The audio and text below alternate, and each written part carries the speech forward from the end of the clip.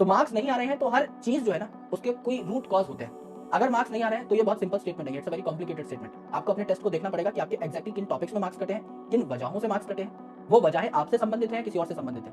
या मैंने ही कुछ नहीं पढ़ा है जो पेपर में आ गया, या आपने कुछ ऐसा है जो पढ़ाने के बावजूद नहीं पढ़ा और वो पेपर में आप गलत करा, या सिली मिस्टेक हो गई, या ओएमआर गलत भर दिया, या X Y Z, whatever the reasons are. एक डायरेक्शनल, एक फोकस्ड वे में काम होता है हमेशा। एफर्ट जो है दिशा में लगने चाहिए, तभी तो आपके एफर्ट जो है वो आपके काम आ पाएंगे, तभी तो आपको आउटपुट दे पाएंगे। So it is very important to work in the right way. Marks नहीं आ रहे हैं, थोड़ा बहुत एनालिसिस करो। टेस्ट का एनालिसिस करना इज वेरी इंपॉर्टेंट। जिस दिन आपका टेस्ट हो लेकर के बैठो उस पेपर को, उस पेपर के साथ वक्त बिताओ। जिस चीज को आप टाइम नहीं दोगे वो आपको कम वैल्यू करेगा। हर चीज को वक्त देना इंपॉर्टेंट है। पढ़ाई को टाइम देना स्टार्ट करोगे, पढ़ाई आपकी वैल्यू बढ़ा देगी। टेस्ट को टाइम देना स्टार्ट करोगे, टेस्ट आपकी वैल्यू बढ़ा देगा। टेस्ट एनालिसिस को टाइम देना स्टार्ट करोगे, टेस्ट एनालिसिस आपकी वैल्यू और बढ़ा देगा। सो मार्क्स नहीं आ रहे हैं तो हर चीज जो है ना उसके कोई रूट कॉज होते हैं। अगर मार्क्स नहीं आ रहे हैं तो ये बहुत सिंपल स्टेटमेंट नहीं है, it's a very complicated statement. आपको अपने टेस्ट को देखना पड़ेगा कि आपके एग्जैक्टली किन टॉपिक्स में मार्क्स कटे हैं, किन वजहों से मार्क्स कटे हैं। वो वजहें आपसे संबंधित है, किसी और से संबंधित है।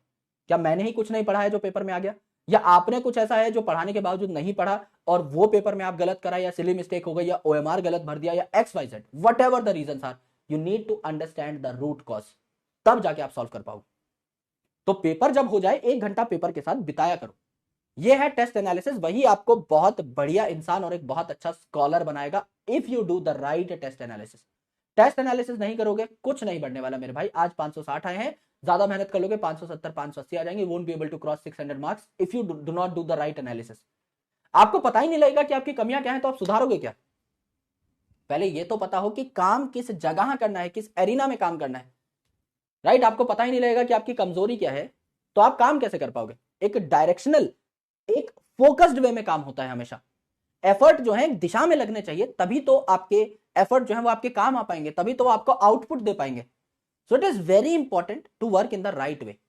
सो टेस्ट को देखो भाई, घूरो, है ना, प्यार करो टेस्ट से, डरो मत टेस्ट के साथ, क्योंकि वही जो है आपको बहुत अच्छे तरीके से एक टॉपर बना पाएगा। टेस्ट में ही वो बात है, टेस्ट में ही वो ताकत है।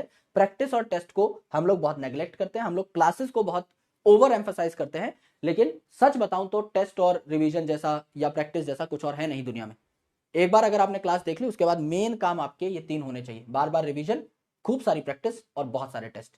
ये 3 चीजें आपको राजा बनाएंगी, राजा वाली मेंटेलिटी साहब। ये 3 चीज अगर आपने कर ली तो, है ना, पढ़ाई लिखाई तो चलो करना इंपॉर्टेंट है, ये तो बेस है, आधार है। इसके ऊपर बहुत चीजें, हमें लगता है लेक्चर देख लिया चलो भाई सेट हो गए हम दो एकदम, है ना, अब तो गुरुजी ने पढ़ा दिया है, हमको समझ में आ गया है, we are all set for the examination. नहीं मेरे भाई, इसके ऊपर बहुत चीजें होती हैं, वो सारी करनी पड़ेगी, ठीक है।